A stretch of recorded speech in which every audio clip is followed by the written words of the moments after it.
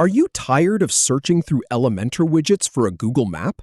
In under 3 minutes, you'll add and customize a map perfectly.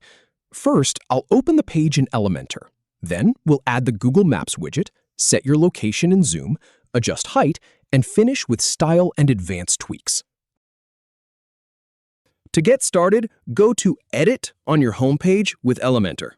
Once you're there, click on Highlight to select that area. Then, from the widgets, click on Google Maps to add the map to your page. Now, click on Location to set the place you want to show. Then, click on Zoom to adjust how zoomed in the map is. After that, click on Height to set the map's size. Next, click on Style to choose the map's look.